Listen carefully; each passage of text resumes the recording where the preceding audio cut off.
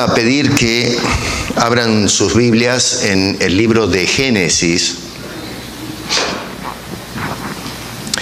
Y déjenme darles la bienvenida a los que se conectan a través de YouTube.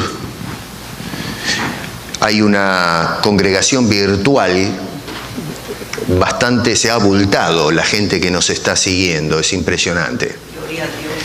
Y esta semana nos llegaron algunos datos. Ahora el hermano que trabaja ahí detrás de la cámara me indicó algunas cosas.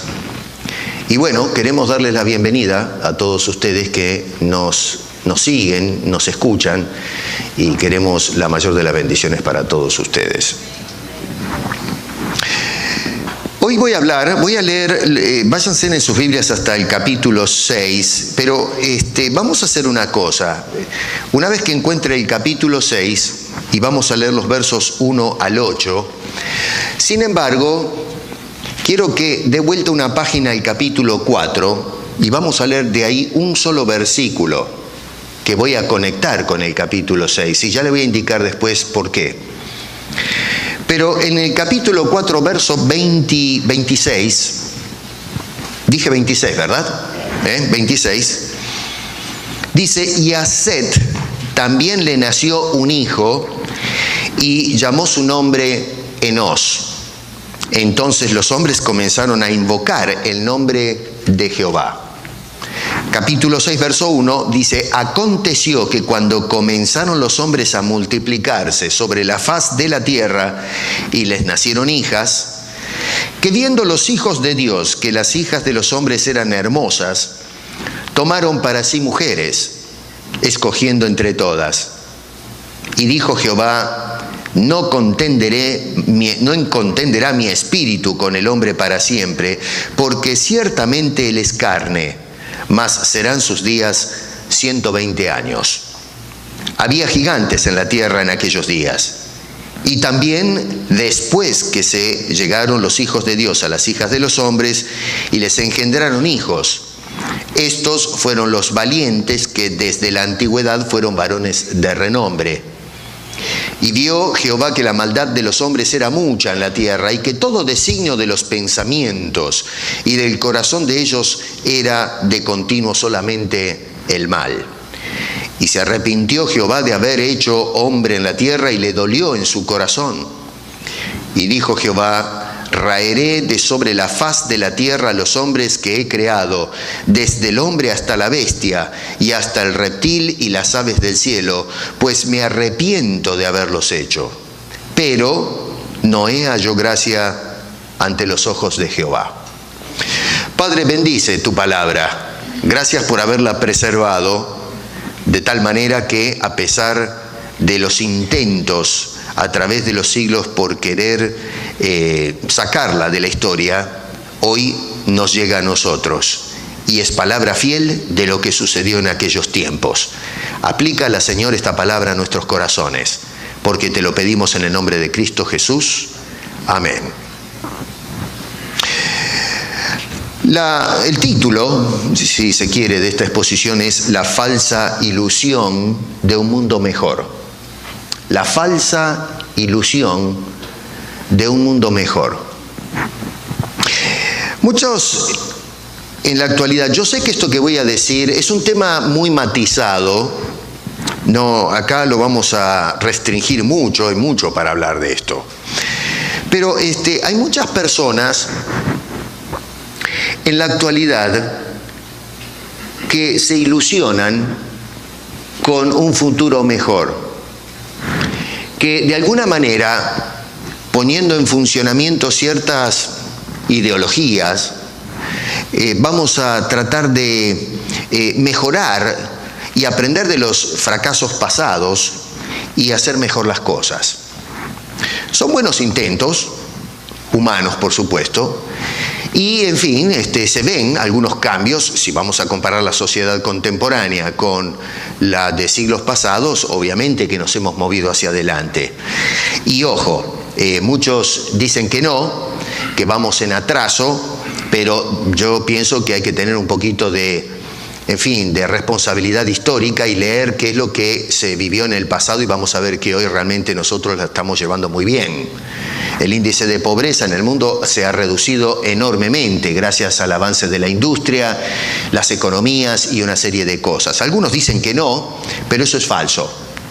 A mí me gusta la información verdadera y no las especulaciones que muchas veces se manipulan en los medios de difusión para mover la opinión pública en el espectro político de un lado para el otro. Yo pienso que los cristianos tenemos que ser neutrales y estar vacunados de ese tipo de influencias y buscar siempre la verdad. Pero definitivamente vemos hoy al leer los periódicos y ver las noticias que muchos están ilusionados que la generación humana logrará eventualmente construir un mundo mejor, un mundo próspero donde vamos a ser todos iguales y vamos a estar viviendo tranquilos. Y no solamente, déjeme decirle esto, que es drástico, voy a tirarle el ácido a esta manera de pensar. Pero déjeme decirle que no solamente esto no sucederá jamás hasta que venga Cristo, sino que además es imposible que el hombre logre eso. Vuelvo a repetir esto. No solamente no vamos a ver un mundo mejor, sino que además la naturaleza humana hace eso un imposible.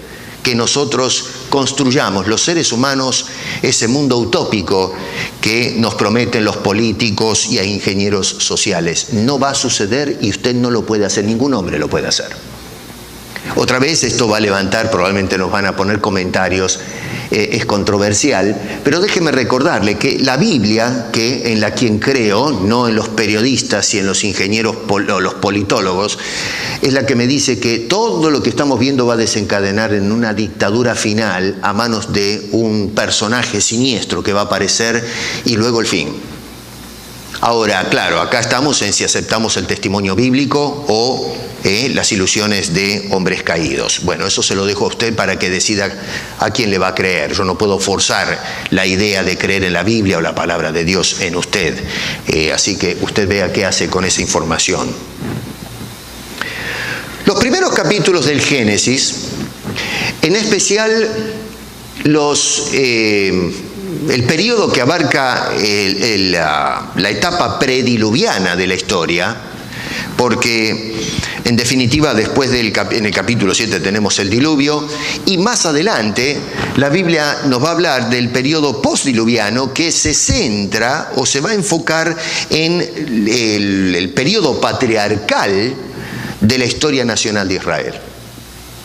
Pero en esta etapa se va a enfocar la Biblia en forma universal, aunque ciertamente todavía tiene el enfoque en la promesa, pero va a hablar de cómo era la tierra que Dios había creado y cómo se degeneró por causa del pecado y eventualmente en qué terminó todo esto. Así que los primeros capítulos o la etapa prediluviana del Génesis tenemos que mirarlo con muchísimo cuidado si es que queremos entender el resto de la Biblia. No podemos hacer un estudio a fondo de esto ahora, pero más o menos me tomo la arbitrariedad de separar esa primera etapa, otros la pueden dividir de diferente manera, pero más o menos podemos separarla en tres grandes temas. Los primeros capítulos, vamos a decir hasta el capítulo 6. Vuelvo a insistir, el capítulo 7 inserta el diluvio. La primera cosa o tema que se nos plantea son los orígenes. ¿De dónde viene todo esto? ¿Cuál es el comienzo del tiempo? El comienzo de la historia, el minuto cero. ¿De dónde viene usted y yo? ¿De dónde viene la materia? Con lo cual hoy los científicos están, ¿no es cierto?, absortos estudiando ese fenómeno. Después pasamos de los orígenes y centramos en el origen de la caída, o la caída propiamente dicha. Es decir, el hombre en el huerto del Edén, cuando vivía en perfecta armonía con su Creador, va a recibir una visita siniestra que le va a proponer una filosofía diferente, una alternativa para construir el mundo. el hombre no tuvo criterio, decidió escuchar el consejo falso de la serpiente, ignorando a su creador, que en definitiva le había dado todas las comodidades que el hombre y la mujer disfrutaban en el huerto del Edén. Así que tenemos esta alternativa de construir algo distinto independientemente de Dios. Y entonces comienza la gran empresa humana. Déjenme decirles una cosa, a modo parentético, y hoy el diablo sigue utilizando las mismas artimañas. El diablo nos motiva a prescindir de Dios para construir un mundo mejor. No necesitas a Dios para nada. Tú lo puedes hacer.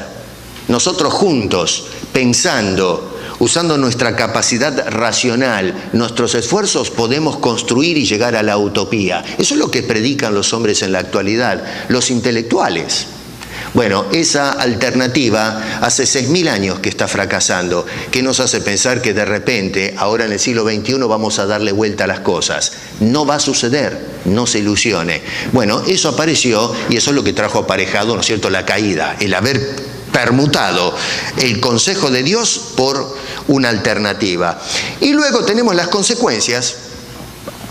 Cuando nosotros le damos la espalda a Dios y consideramos lo otro, sea lo que fuere ese otro, bueno, tenemos que entonces sufrir las consecuencias. ¿Y qué sucedió? Bueno, entró en la creación la misma muerte. Y la muerte se manifiesta en diferentes formas. En el caso de la creación o de los primeros padres, fue la muerte física y espiritual de ellos, o la separación eterna de Dios, y luego la muerte manifestándose en el proceso lento y agónico de ir envejeciendo hasta que nuestro cuerpo nos abandona, y luego la muerte en el ámbito bélico, y en fin, una cantidad de cosas que vemos en el mundo que en definitiva desembocan en esta gran tragedia. En medio de esos tres temas que son vitales en esta etapa de tiempo, encontramos dos tópicos, vamos a llamarles, que son también de vital importancia. El primero es la promesa de la salvación en el capítulo 3. La simiente de la mujer va a herir en la cabeza a la simiente de la serpiente. Y un segundo tópico que también va enlazado es la separación de la raza humana en dos grupos de gente. ¿Agarro la atención? Uno es la promesa de la salvación y luego la separación, la discriminación, ¿no es cierto?, de la humanidad en dos grupos específicos de personas. Claro, hoy en el ámbito de la antropología hacemos otro tipo de divisiones. En nuestro tiempo conocemos divisiones de clase, divisiones étnicas, raciales, geográficas, etc. En este caso, cuando hablamos de la Biblia, divide la humanidad solamente en dos grupos. Para Dios no hay ni raza ni etnia, son dos grupos. Y están representados esos dos grupos en el señor llamado Caín y el otro Set. Aparece un tal Abel, que fue el segundo hermano, ¿no es cierto?, el hermano de Caín, el primer hermano, debo decir, el segundo hijo de Adán y Eva, que no tuvo descendencia. Caín lo mató. Por eso es que no tomo nota de este caballero, porque lamentablemente no pudo dejar ninguna descendencia de parte suya. Por eso salto directamente al caso de Set. De una descendencia marcada, lo que hace es marcar a su vez la distinción espiritual de estas dos generaciones. Tenemos una generación de impíos, de hombres profanos, y por el otro lado tenemos una generación de gente con temor de Dios, la gente piadosa. ¿Me van siguiendo? Eso es más o menos un panorama general de cómo se hacen los planteamientos, porque si no estaríamos horas acá tratando de explicar todos los primeros 5 capítulos del Génesis. En el capítulo 4, váyanse un poquito a sus Biblias, hagamos un repaso rápido de esto. Se nos relata a un Caín, o se nos registra a un Caín totalmente desbordado por los celos y la rabia contra su hermano Abel. Y la Biblia nos dice que este hombre toma por decisión quitarle la vida. Es algo bochornoso. Realmente cada vez que leemos este capítulo 4, lo deja uno pensando cómo es posible que una persona haya descendido a un grado de degradación moral tan grande. Mató a su hermano. En el verso 5 del capítulo 4, noten que dice que Dios no miró con agrado a Caín. Ahora, déjeme hacer una aclaración, porque muchas veces se lee que Dios no tuvo agrado de la ofrenda de Caín. Tal es así que hoy día muchos predicadores en este culto a la economía, el culto a lo próspero, se le dice a las congregaciones que si tu ofrenda no es abultada, tu ofrenda no agrada a Jehová. Así que tienen que poner más plata si quieren traer, ¿no es cierto?, la simpatía de Dios. Y la gente dice, amén, sí, cómo no, y se vacían las cajas del banco, ¿no es cierto?, en los canastillos, para que después estas personas, en lugar de darle la ofrenda a Dios, como correspondería, aunque ya está mal encarado el asunto, se la meten en el bolso, se la llevan a casa. Bueno, noten ustedes que acá dice que Dios no miró, no con agrado la ofrenda de Caín, sino que no miró con agrado a Caín. Y entonces no aceptó la forma en que Caín se está aproximando a Dios para darle culto por medio de su ofrenda. O sea que el rechazo de esa ofrenda es el o la consecuencia de un Caín que tiene una disposición impropia, incorrecta al acercarse a Dios. Miren, déjenme decirles una cosa, otra vez, volvamos para atrás y hagamos un paréntesis. Tú puedes traer mucha plata a la iglesia, Tú puedes ser la víctima de estos engaños de la actualidad, pero esa ofrenda no va a ser aceptada por Dios bajo ningún punto de vista si tu corazón no es correcto delante de Él. Y es por eso que hoy tenemos una obligación de estudiar la teología de la ofrenda y que nosotros presentemos la ofrenda como corresponde y en los términos divinos, no de los hombres. Porque por más buena intención que tengas, si vienes con una ofrenda abultada y la presentas, y si estás sinceramente equivocado, pero estás equivocado, Dios no te va a aceptar esa ofrenda. Y mucha gente está siendo engañada hoy, pensando que ellos traen ofrenda a Dios y Dios la está recibiendo con una sonrisa en el rostro. Déjame decirte que no. Lo que hay en tu corazón determina si la ofrenda va a ser presentada. Lo más importante es que nuestra vida sea un sacrificio vivo, una ofrenda a Dios. Si tu ofrenda no es un sacrificio, una ofrenda aceptable a Dios, como en el caso de Caín, la ofrenda material que traigas jamás será aceptada por Dios. A Dios no lo podemos coartar, no podemos negociar con Dios. Así que tomamos esto entonces, que Caín fracasa como persona y por eso se acerca a Dios en una forma incorrecta. Y entonces, ahora, ¿por qué se presenta de esa forma? Bueno, el verso 7 nos dice que el corazón de Caín no era correcto con Dios. Dice, y si bien hicieres, no serás enaltecido. Está actuando mal. Y Dios lo puntualiza. Si hicieras correctamente las cosas, entonces serías levantado, serías honrado, serías aprobado en el ejercicio espiritual que estás haciendo. Desafortunadamente, Caín no entendió estas cosas. Caín no se descarga la hazaña contra Dios porque es un imposible. Dios es más fuerte. Y entonces lo que hace es lanzarse contra el más débil y que tiene al lado a su pobre hermano Abel, a quien le quitó la vida, y de allí se registra entonces el primer homicidio de la historia de nuestra humanidad. Como consecuencia de este terrible acto cruento, este barbarismo por parte de Caín, y yo pienso que esto ejemplifica la barbarie que practican algunos seres humanos cuando le quitan la vida a otro, o esclavizan, o privan la libertad a ciertas personas, porque, qué sé yo, tienen sus complejos metidos dentro, como en el caso de Caín. Este señor entonces, como consecuencia de eso, Dios lo condena a deambular por la tierra llevando una vida miserable de mundanalidad. Versos 11 y 12 de ese capítulo dice: ahora pues, maldito seas tú, es decir, Caín, de la tierra, que abrió su boca para recibir de tu mano la sangre de tu hermano. Cuando labres la tierra no te volverá a dar su fuerza.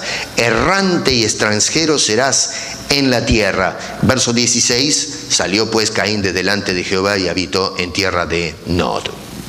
Así que noten ustedes cómo la tierra, que había sido creada para proveer, ¿no es cierto?, el bienestar al hombre, se le da vuelta, se le hace hostil. Otra vez, para los que están preocupados por el medio ambiente o medioambientalistas, tenemos que empezar a reconocer que nosotros somos responsables por causa del pecado que la tierra se nos esté dando vuelta. Esto es un misterio, no sé cómo se puede explicar desde el punto de vista científico o de la física, ¿no es cierto?, que la tierra esté, en fin, castigándonos por haberle dado la espalda a Dios. Pero eso es lo que nos dice la Biblia. En cuanto a Caín se refiere, dice: la tierra te será hostil. No importa que trabaje, y ciertamente que trabajó, y toda su generación, pero no obstante tuvieron que sudar para que la tierra produzca y los mantenga. Noten que desde los versos 17 al 22 se va a enumerar la genealogía de Caín o descendencia de Caín. Y simplemente se mencionan 5 personajes descollantes o principales, más los hijos de Lamec. Y eso es todo, termina allí. Esto es algo que llama poderosamente la atención. Así que, en cuanto a la genealogía o la descendencia de Caín, tenemos 5. Tenemos, verso 17, Enoc. Verso 18, Irad. Verso 18, 4 personas en el verso 18. Tenemos a Mehujael, tenemos a Metusael y tenemos a Lamec. Y luego se presentan los 2 hijos que tuvo Lamec, que son: uno es Jubal y el otro es Tubal. Y ahí termina el asunto, no hay más nada que agregar. Así que, después de toda la genealogía de Caín, que es corta, va a terminar el capítulo 4, llama la atención, con el verso 26, que después que nació Set, tome nota lo que dice allí, después que nació Set, dice entonces. Ese entonces es importante porque es un adverbio demostrativo para hacer una referencia temporal. Después, dice, los hombres comenzaron a invocar el nombre de Jehová. Quiere decir que antes de eso, los hombres que pululaban la tierra estaban ignorando a Dios. Nació Set, no sé, más o menos pasaron 100 y pico de años, yo hago un cómputo muy arbitrario también, esto es especulativo, pero unos 130 años en que nació Set, a Adán y Eva. Eso dio tiempo para que Caín dé vuelta por la tierra, qué sé yo, Caín, habrá matado a su hermano, vamos a especular, cuando tenía 20, 30 años. Era el hermano menor, supongamos que tenía 40 años. Bueno, si hacemos más o menos la cuenta rápidamente, Set nació unos años después. Ya Caín había abandonado el lugar donde estaban sus padres y había tenido toda esta descendencia. Dice, después de Set es que la gente empezó a invocar el nombre de Dios. Los números no los agarren como algo firme, porque esto otra vez, eso es más o menos un cómputo personal. Noten que entre el canto de Lamec, en el versículo 23 y 24, y tenga paciencia porque ya va a ver por qué le puntualizo todo esto, que promueve la violencia y el barbarismo este señor, un desalmado, peor que Caín todavía, y los que invocan el nombre de Jehová, en el versículo 26, se resalta un contraste que no tenemos que ignorar. Los que son descendencia de Caín eran violentos, gente mala, gente hostil. Y lo vemos en la actitud de Lamec, un hombre que fue el que introdujo el matrimonio plural, ¿no es cierto? Fue un bígamo, ¿no es cierto? Tuvo 2 mujeres. Luego vamos a ver la práctica de la poligamia en el mundo antiguo. Y vemos entonces la generación de Lamec versus aquellos que son de Set, y que estos, y no los otros, empezaron a invocar el nombre de Jehová. Déjenme decirle algo a los músicos. Está fuera de tema.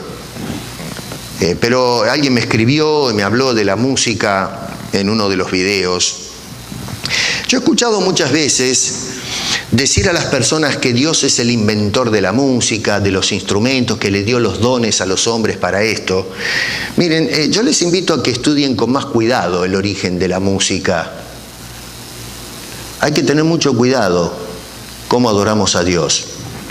En el verso 21 dice, y el nombre de su hermano, Jubal, que fue un hijo de Lamec, dice, fue el padre de todos los que tocan arpa y flauta.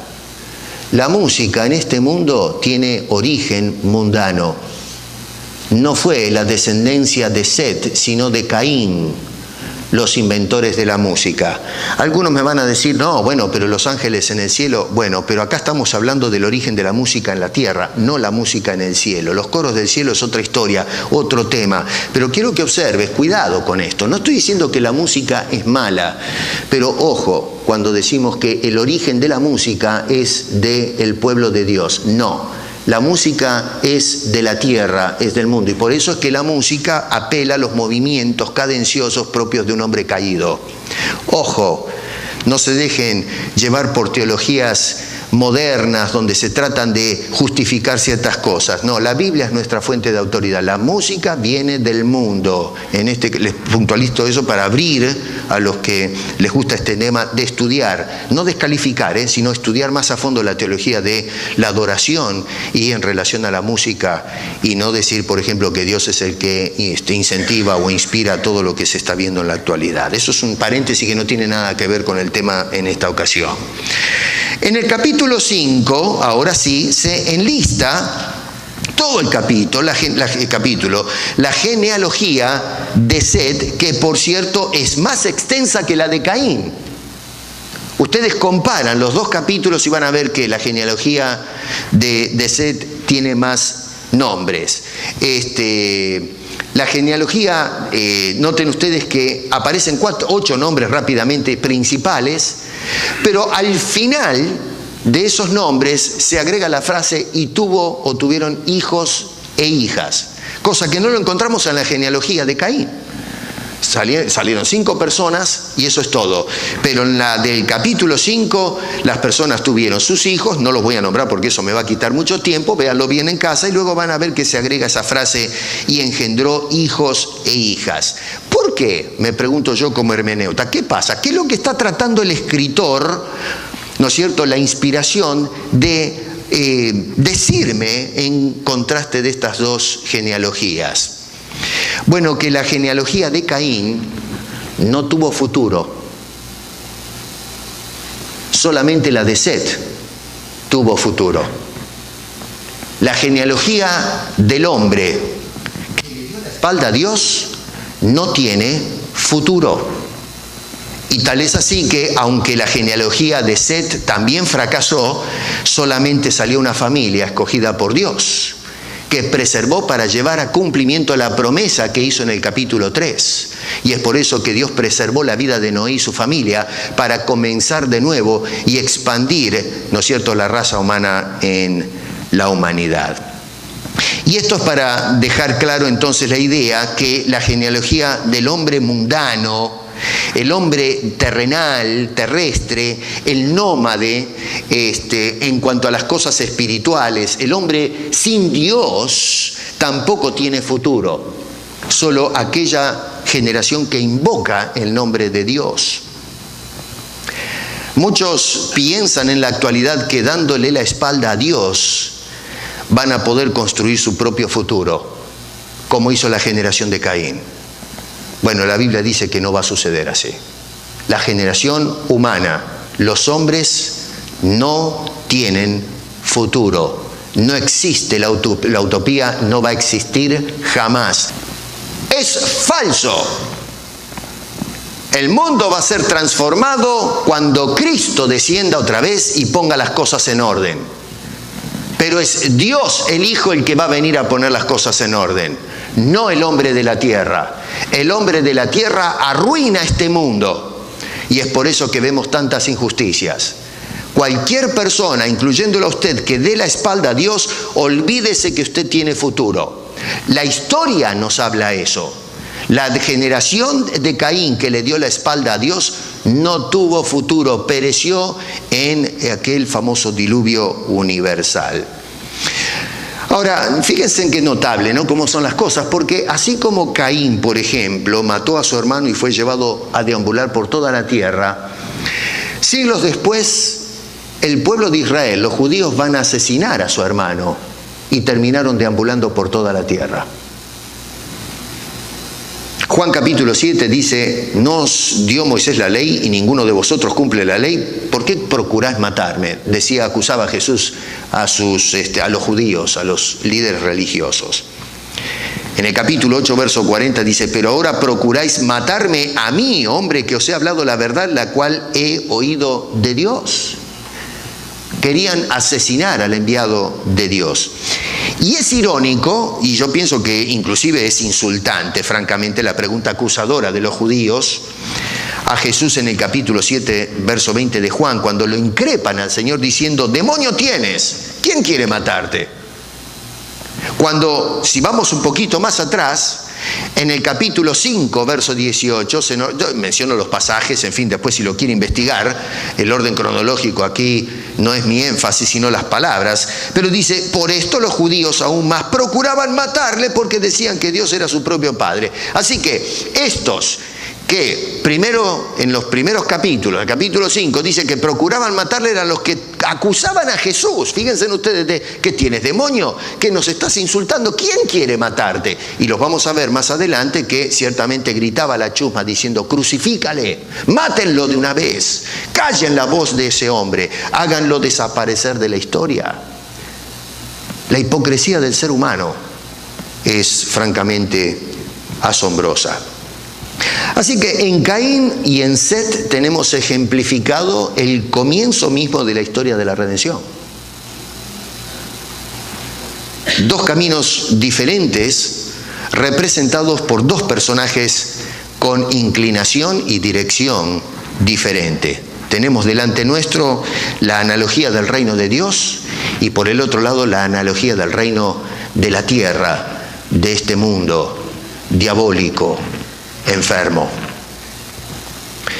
¿A cuál de estas dos descendencias perteneces? Eso no me lo tienen que responder a mí, ¿eh? Eso se lo tienen que responder ustedes mismos. Ahora bien, contrariamente a cómo se representan los primeros seres humanos de este mundo, las Escrituras los describen como, fíjense, por ejemplo, una raza, porque a veces miramos hoy a los antropólogos y nos dicen: el hombre era un bruto, vivía en cuevas, qué sé yo, arreglaban las cosas a punta de garrotazos, ¿no? Tenían un buen mazo en la mano, qué sé yo, a veces trivializamos un poco la cosa con los picapiedras, ¿se acuerdan? Aquellas cómics que veíamos algunos, no sé, los nuevos tal vez ni saben de qué estoy hablando, ¿no? Pero eran unos cavernícolas, unos dibujos animados donde se trataba de civilizar a los cavernícolas, qué sé yo, y tenían autos que se empujaban con los piecitos, dinosaurios que eran las grúas de construcción y cosas por el estilo. Un poco para hacer comedia, pero tratando de mostrar que la civilización humana vivía en estado precario. Cuando yo voy a la Biblia, me doy cuenta que tira por la ventana toda esa teoría.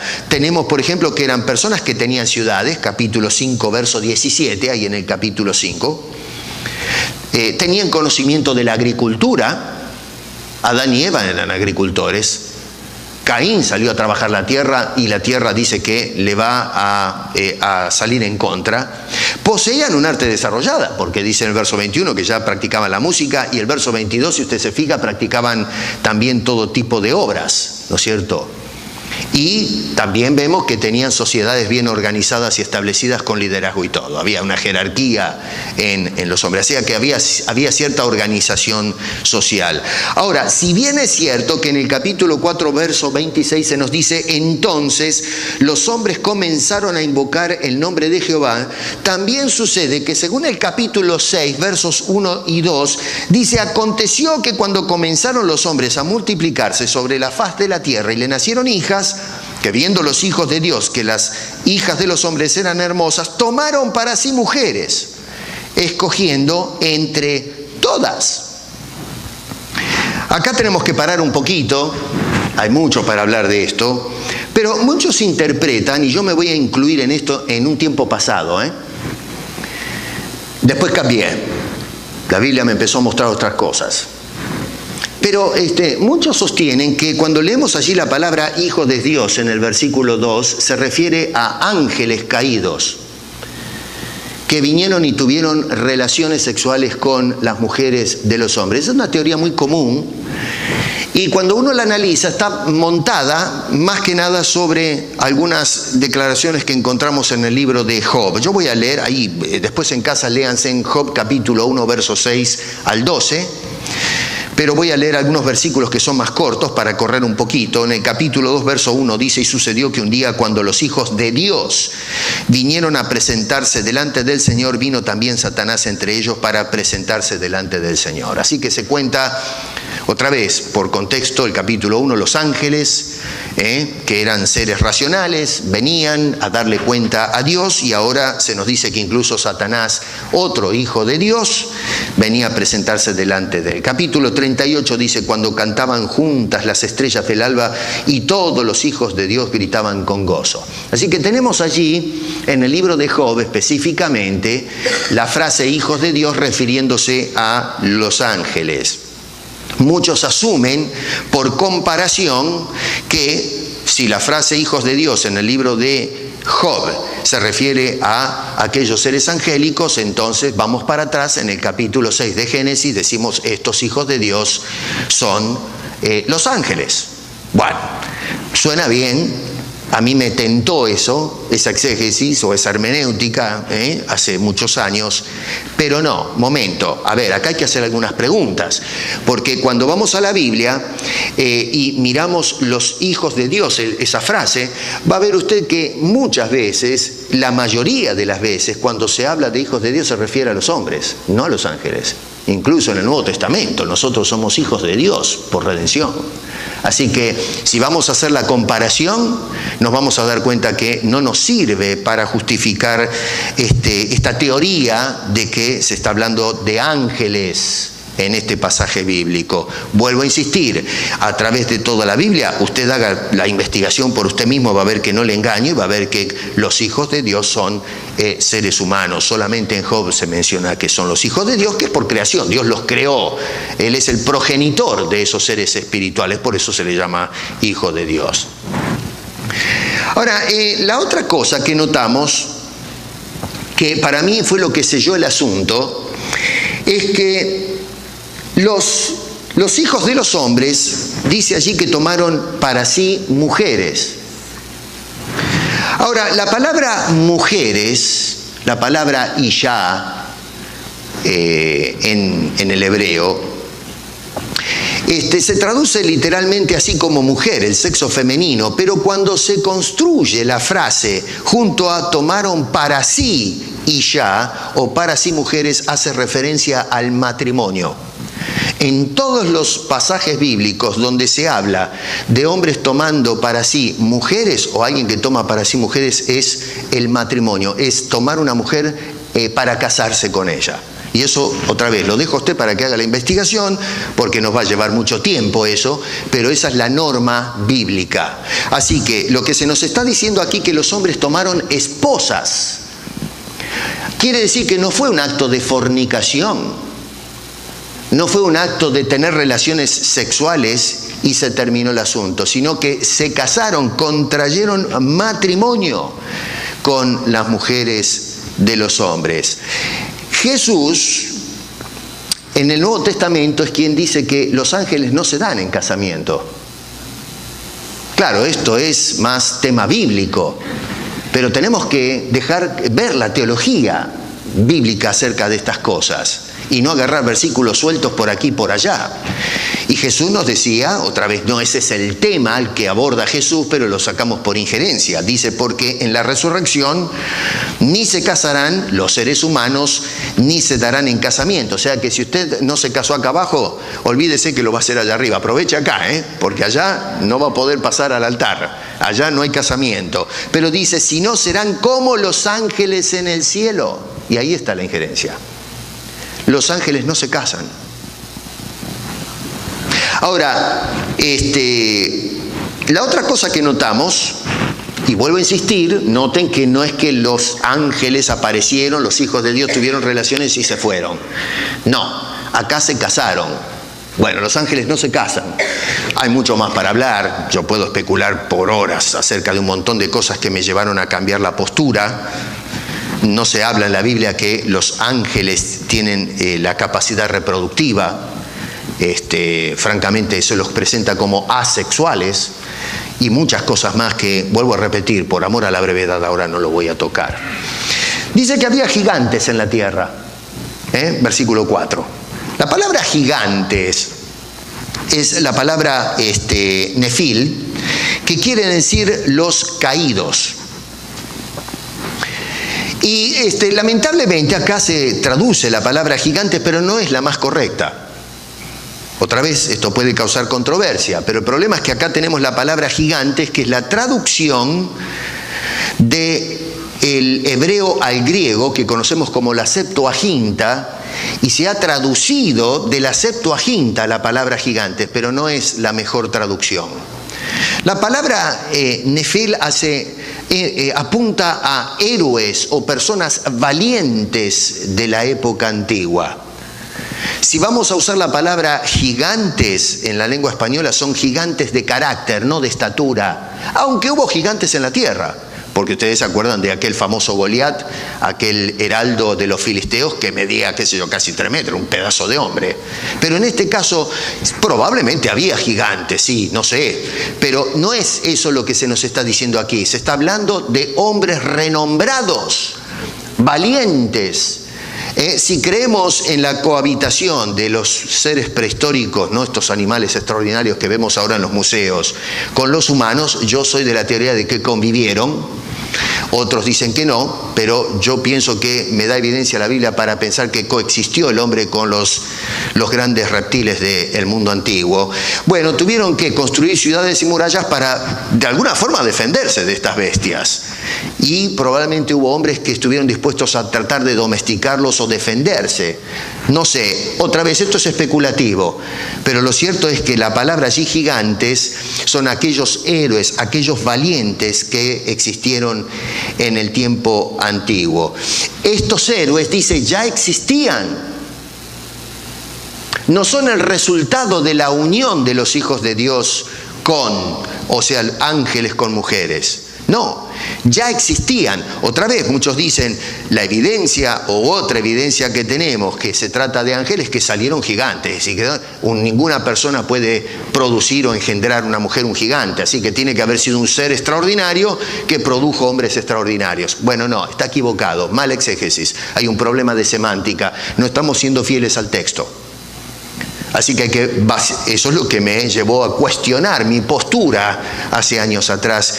Y otra vez, es tentadora, sí, yo creo que lo he mencionado ya, ¿no?, que es sugestivo esto, pero en fin, el contexto no me ayuda a llegar a esa conclusión. Ahora van a ver cómo encaja mejor con la idea del escritor de Génesis en estos primeros capítulos. Ya existían, plantea un cambio de tiempos, dice, había... Noten ustedes la fórmula, y también después. Así que después las mujeres se unieron, dice allí en el versículo 4 otra vez, había gigantes en la tierra en aquellos días, y también después que se llegaron los hijos de Dios, les nacieron hombres también valerosos, fornidos, gente valiente. Así que por el contexto de estos capítulos anteriores, la semántica de la palabra y sus respectivas raíces Y la exégesis misma de estos versículos, podemos concluir entonces que estos hijos de Dios son los descendientes de Set, que invocaban a Dios y que se enamoraron de las mujeres de los hombres, que era la descendencia de Caín. Y esto es consecuente con toda la temática de los primeros capítulos del Génesis. Usted no va a encontrar en ningún momento una interacción de ángeles con la raza humana prediluvial. La única interacción fue de Satanás, disfrazado de serpiente, que engaña a la mujer, y eso es todo. Dios le profiere un juicio y ahí terminó todo el asunto en el ámbito angelical. No se dice más nada de los ángeles. Así que meter los ángeles allí tratando de hacer un sabotaje con la raza humana es quitarle responsabilidad al ser humano por sus pecados. Dios le dijo: el día que tú dejes de desobedecer y tomes lo prohibido, ciertamente morirás, vas a entrar en el fracaso. Y eso es lo que hizo el hombre, darle la espalda a Dios, escuchar una sugerencia, y lo que vemos es el fracaso de la raza humana por haberle dado la espalda a Dios. Es decir, el escritor lo que está diciendo es: los problemas que encaró la humanidad es problema suyo, es su responsabilidad, de nadie más. Si las pobres mujeres hubiesen sido violadas por los demonios, no sé hasta qué punto podemos hacer responsable a las mujeres de una generación de desalmados. La pobre mujer, ¿qué va a hacer con un diablo? ¿Cómo puede la mujer defenderse de una cosa así? No, señor. Eso es extraño al contexto de ese pasaje bíblico que tenemos delante nuestro. Así que lo que se trata entonces, la pregunta es, bueno, pero ¿qué es lo que el escritor de Génesis está tratando de decirnos entonces? Bueno, lo que vemos que lo que se nos está tratando de decir es que la mezcla de los creyentes o de los que invocan a Dios en la generación prediluviana, según el capítulo 4, 26, terminaron tomando esposas de la tierra, y esto degeneró en una humanidad violenta, arrogante, enemiga de Dios. Sí, empezaron a invocar a Dios, pero al poco tiempo desertaron enamorándose de las cosas del mundo.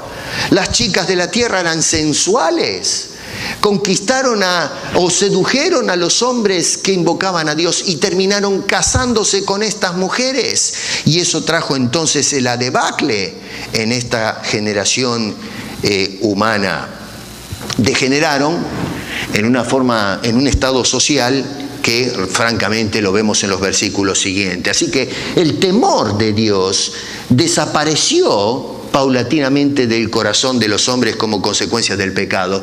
Y de toda esa generación humana solamente Noé zafó del juicio merecido a toda la raza. Noten que el verso 9 del capítulo 6 dice: estas son las generaciones de Noé. Noé, varón justo, era perfecto en sus generaciones. Con Dios caminó Noé. En el capítulo 5, versos 22 y 24 se habla de Enoc también, un antecesor que caminó también con Dios. Noten ustedes en los versos 11 al 13 del capítulo 6, dice: y se corrompió la tierra delante de Dios, y estaba la tierra llena de violencia, y miró Dios la tierra, y he aquí que estaba corrompida, porque toda carne había corrompido su camino sobre la tierra. Dijo pues Dios a Noé: he decidido el fin de todo ser, porque la tierra está llena de violencia a causa de ellos, y he aquí que yo los destruiré con la tierra. Es impresionante lo que nos dicen estos pasajes bíblicos. En definitiva, lo que podemos apreciar entonces es que el mundo que propuso la serpiente a Adán y a Eva no fue el de un futuro mejor, todo lo contrario. Por eso digo que el futuro que nos promueven los hombres no va a ser un futuro mejor, va a ser todo lo contrario. Y pónganle en el nombre que quieran al presidente o al dictador o el ideólogo o politólogo o lo que usted quiera. Le van a ofrecer mejorías, pero lamentablemente por causa del pecado no se va a ver esa mejoría, va a ser todo lo contrario. La Biblia y la historia corrobora esto que estoy declarando. Y declarando no en términos de cómo declaran algunos, ojo, vale la redundancia de esto, De esto aprendemos algunas verdades para que ustedes se lleven a casa. Por eso es que quise mostrarles este cuadro para poder entender lecciones para nosotros. La invocación del nombre de Dios no cambia la naturaleza humana. Sí, el hecho de que usted llame a Dios, invoque a Dios, le rinda culto a Dios y haga un montón de cosas, no va a cambiar lo que hay en su corazón. Pensamos que por el hecho de ir a la iglesia o llevar ofrenda a Dios, ya están las cosas con Dios. Ahí tenemos una generación de hombres que comenzaron a invocar el nombre de Dios y terminaron pereciendo en el diluvio del Génesis. Si creen los ángeles o no, no interesa. Todos murieron. Y sin embargo invocaron el nombre de Dios. Clamaron a Dios. La palabra invocar quiere decir llamar a Dios, invocar a Dios, clamar a Dios. Pero terminaron entonces en el juicio final en esa generación prediluviana. No sirve que invoques a Dios si no vas a vivir para Dios, si no vas a caminar con Dios, si no vas a escuchar el llamado de Dios como corresponde. No se trata que tú decidas cómo te vas a acercar a Dios, sino que Dios te diga cómo debes acercarte a Él. Y tenemos la evidencia histórica que nos muerde en la nariz. El invocar a Dios no va a cambiar tu naturaleza humana. 2, la mezcla con el mundo jamás da buenos resultados. Por algo el apóstol San Pablo, ¿no es cierto? Si vamos un poquito a 2 de Corintios, nos da un consejo que a veces se usa en cuanto al matrimonio. Yo creo que es muy restrictivo usarlo porque Pablo obviamente incluye el tema de la unión ¿no es cierto?, desigual con personas no creyentes, pero en este caso está hablando en forma más general. Noten que dice, verso 14, no os unáis en yugo desigual con los incrédulos. Pero a ver qué parte de esa declaración no entendemos. Hoy los cristianos hacen al revés, se unen a los incrédulos. ¿Saben la cantidad de matrimonios que hay unidos en forma mixta? Y no, pero es un buen hombre, es una buena mujer, y qué sé yo, y empezamos con una cantidad de gambetas, porque estoy fascinado por esta persona. Le estoy hablando del evangelio, ya se va a convertir, está a punto de convertirse. Mire, aunque se convierta, usted está actuando en desobediencia, punto. Mírelo como usted quiera. La Biblia dice no te unas, y usted se está uniendo, y está bien, por ahí le sale bien. Usted se casa, se convirtió, bárbaro, pero el acto de desobediencia usted lo cometió. Dejémonos de macanas. Le salió bien, Dios tuvo compasión, Dios le dio la oportunidad de que su hogar sea un hogar cristiano y todo eso, pero usted empezó desobedeciendo la palabra de Dios. Y tenemos que arreglar eso con el Señor. Dice, no os unáis con yugo desigual con los incrédulos. ¿Por qué? Porque ¿qué compañerismo tiene la justicia con la injusticia? ¿Y qué comunión la luz con las tinieblas? Y tenemos una serie de preguntas retóricas que se responden a sí mismas. ¿Y qué concordancia Cristo con Belial? ¿O qué parte del creyente con el incrédulo? ¿Y qué acuerdo hay entre el templo de Dios y los ídolos? Porque vosotros sois el templo del Dios viviente, como Dios dijo, habitaré y andaré entre ellos y seré su Dios, y ellos serán mi pueblo. Por lo cual, salid de en medio de ellos y apartaos, dice el Señor, y no toquéis lo inmundo, y yo os recibiré. La iglesia hoy lo que hace es unirse en yugo desigual con el mundo. Santiago es el que reclama esta falta, diciendo, oh almas adúlteras, ¿no sabéis que la amistad del mundo es enemistad contra Dios?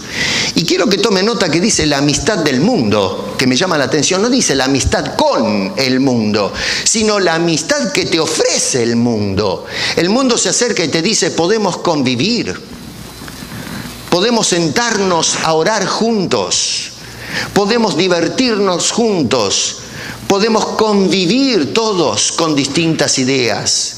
El mundo te ofrece su amistad, pero cuando tú aceptas la amistad que te ofrece el mundo, te has constituido en enemigo de Dios, porque Dios es enemigo del mundo y el mundo enemigo de Dios. La historia da prueba de esos. No nos unamos en yugo desigual. Lo que hacemos es, justamente hoy en la iglesia, unirnos en yugo desigual. Número 3. El mirar al futuro en forma industriosa y sin considerar a Dios no mejora y no va a mejorar jamás la naturaleza humana y no garantiza en absoluto la utopía. La utopía es un concepto del mundo perfecto, ¿no es cierto? Es algo, una palabra que, para los que no están al tanto, que tiene que ver un poco con el marxismo, a ver si lo pongo así, ¿no? Es más complejo el asunto, pero es ese mundo perfecto que se quiere alcanzar mediante la ideología humana. Y bueno, a ver, nosotros si miramos el contexto acá nos vamos a dar cuenta que justamente el gobierno, la industria del hombre por construir un mundo sin Dios, fracasó. ¿Qué dio por resultado? ¿Qué es lo que produce el hombre cuando no tiene a Dios en la ecuación? Bueno, miren, veamos la historia. Acá tenemos en el versículo 5 del pasaje bíblico, estoy en Corintios, perdón. Ya miraba y digo, ¿pero qué pasó con mi Biblia? Volvamos a Génesis. Verso 5 dice, y vio Jehová la maldad de los hombres, que era mucha en la tierra. La maldad de los hombres era mucha en la tierra. Hombres industriosos que querían construir un mundo sin Dios. ¿Y qué salió de eso? Maldad en los hombres. Versículo 11 del mismo pasaje bíblico nos dice que se corrompió la tierra delante de Dios. Ahora, ¿qué es lo que sucede con la industria del hombre? Dice que corrompe. La obra que hace es una obra corrompida, está podrida. Sí, es cierto que construimos aviones que van por el aire, cohetes que cruzan el espacio, tenemos el láser, la computadora, tecnología muy avanzada y en fin, realmente el hombre, gracias al cerebro que Dios nos puso acá adentro, hacemos cosas extraordinarias. Pero todo eso está infectado con el egoísmo, la ambición, la rapiña, el odio, la explotación. En cada disciplina encontramos gente que quiere sacar ventaja de las cosas. No hay ninguna disciplina donde no veamos sinvergüenzas metidos adentro. Nosotros los hombres pudrimos todo. Lo que tocamos lo echamos a perder. Todo, absolutamente todo, los chicos, el hogar, la sociedad, todo, absolutamente todo está arruinado por causa del hombre. Noten que la maldad, versículo 5, era cuantitativa. La maldad era mucha en la tierra, dice. Número 2, versos 11 y 12, la maldad era geográfica, toda la tierra. Verso 5 en la segunda parte es inherente a cada hombre. Dice, todo designio de los pensamientos del corazón de ellos era el mal. Y noten el énfasis, todo designio, todo plan, todo propósito desencaja en el mal, en algo negativo. Y no solamente eso, sino que dice que era, verso 12, constante. Dice, era de continuo solamente al mal.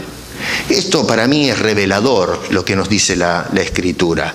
Y punto 4, y con esto vamos cerrando ya casi, ¿no es cierto? Solo la gracia de Dios garantiza la preservación de la especie, la descendencia que escoge Dios para ser parte de la redención. Dice el verso 8, pero... Tenemos ese pero que es tan importante porque nos hace un cambio de cuadros. Toda la generación humana, la descendencia de Caín y de Set, se fueron a la zanja. Pero solamente uno es rescatado. Y dice allí, pero Noé, y noten lo que dice, no se salvó, sino que halló gracia. No encontró Dios buenas obras, sino halló gracia. Claro, era un hombre justo, es decir, no bailaba. Cuando le ponían el tocadisco con la música pagana que vivía el mundo, pero sin embargo no era un hombre perfecto, y la evidencia la tenemos que cuando salió del arca, ¿se acuerdan? Se pegó una borrachera, el Señor hizo un lío, así que traía el vicio, lo que sea. Algunos quieren de alguna manera exonerar a Noé de responsabilidades. No sabía que producía alcohol el vino y entonces se hizo el juguito para celebrar. Dígame una cosa, ¿cuándo usted celebró comiendo uvas? Cuéntesele a Serrucho. El tipo se hizo un buen plato, un coso de vino, se lo tomó, perdió el control y terminó que no sabía lo que hacía, hizo un papelón. Bueno, es porque el mal venía en nosotros. Y usted va a ver que la generación de Noé, que es nuestro primer padre, si se quiere, postdiluviano, de ahí nacimos nosotros. ¿De dónde cree que viene usted? ¿Y qué es lo que ve en el mundo? Un mundo enloquecido, perverso, lleno de pecado. Así que el mal prediluviano pasó, lo traía en el ADN Noé y junto a su familia. Así que cuidado, solamente la gracia de Dios nos libera de esta tragedia. En definitiva, tenemos descritas 3 simientes en estos capítulos. 1, la simiente perdida, el hombre caído del mundo. 2, la simiente escogida, o redimida si quiere, los que hallan gracia a los ojos de Dios. Y luego tenemos la simiente prometida, que es el Salvador, el único que puede darnos salvación y escape de este mundo miserable, de este mundo podrido, trastornado, este mundo egoísta, enfermo de pecado, que muchos ponen la esperanza, irónicamente, en este mundo, en este tipo de hombre, un hombre totalmente salvajizado, si se quiere, por el pecado. Y tenemos la confianza que ese hombre va a tener la fórmula mágica para rescatar a este mundo y cambiarlo y hacer un mundo perfecto. No, señor. La historia nos habla claro, el hombre va al fracaso y esta generación postdiluviana, al igual que la primera, también está yendo al fracaso. El único camino de escape que tenemos es aquella simiente prometida que vino hace 2000 años atrás a este mundo para ofrecer salvación y vida eterna. ¿A qué generación perteneces? ¿Qué vas a hacer con Jesucristo? Porque este mundo, mi querido hermano y amigo, no tiene futuro. Si tú tienes esperanza en el mañana, estás apostando mal. Este mundo no tiene esperanza. Este mundo va a volar por el aire. La única esperanza que tiene el mundo es Jesucristo. Lamentablemente el mundo no quiere saber nada con Él, como tampoco Israel quiso saber nada con Él. Solamente los escogidos escuchan la voz de su pastor y dicen: yo quiero a ese Cristo, yo quiero esa salvación. Mi ruego es que tú seas uno de ellos, que escuches el clamor de la historia y que busques a Dios, implores a Dios en el nombre de Cristo para que te dé la salvación y que te saque de este mundo que está yendo directamente al fracaso, como sucedió con la generación prediluviana. La utopía es un sueño, nunca, jamás, marque mis palabras, será una realidad. Padre, gracias por tu palabra, porque nos da orientación precisa de lo que va a ser el futuro de este mundo. La raza humana no tiene futuro. Y si hablamos de futuro, es un futuro de condenación, un futuro de angustia eterna. A mucha gente le ofende esto. Sin embargo, eso es lo que tú dices. Yo no lo digo. No lo dicen los hombres. Tú, Señor, que eres la autoridad. Tú que eres Dios. Tú que diseñaste este mundo, el universo, y aún la historia hacia dónde va. Tú nos dices que este mundo no va a triunfar. La alternativa que le dio la espalda a Dios jamás tendrá éxito. Por eso Jesucristo vino para salvarnos de la tragedia. Así que si hay alguien que todavía no ha aceptado a Cristo como Salvador personal de su vida, te imploramos, oh Señor, te rogamos desde lo más profundo de nuestro ser, que toques el corazón de las personas y vengan a los pies de esa bendita cruz que ofrece salvación, el salvavidas de un mundo que ya no será negado en agua, sino en mismo fuego. Gracias, Señor, por la salvación en Cristo Jesús, en cuyo nombre elevamos esta oración. Amén.